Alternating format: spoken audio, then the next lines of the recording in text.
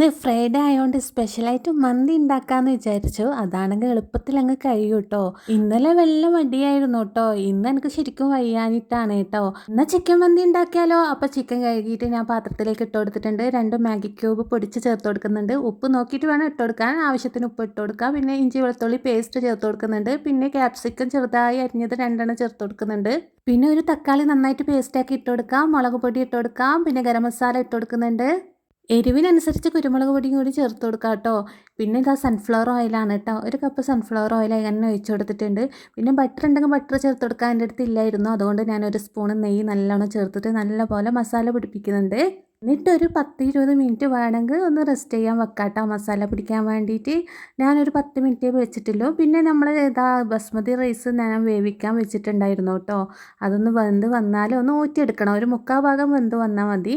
അപ്പോൾ ഞാൻ ചിക്കൻ അടുപ്പത്തോട്ട് വെച്ച് കൊടുത്തിട്ടുണ്ട്. ഇതാ നല്ല പോലെ വെന്ത് കിട്ടിയിട്ടുണ്ട് കേട്ടോ ചിക്കൻ.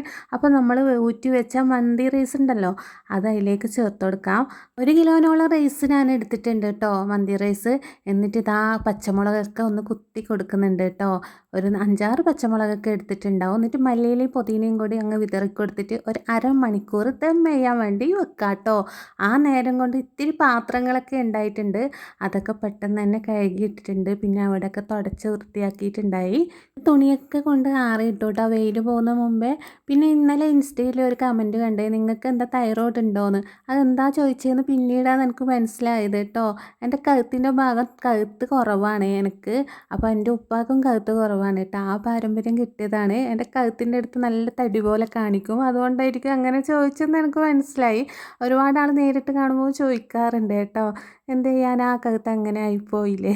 പിന്നെ ഇച്ചാനെ കാത്തിക്കാനൊന്നും എനിക്ക് സമയം ഉണ്ടായിട്ടാ. മന്തിരം മണയടിച്ചപ്പോൾ ഭയങ്കര കൊതിമൂത്തിട്ടേ ഞാൻ മയോണീസും ചട്നിയും തക്കാളി ചട്നിയെ അതൊക്കെ കൂട്ടി കുഴച്ച് ഒരു പിടി പിടിച്ചിട്ടോ.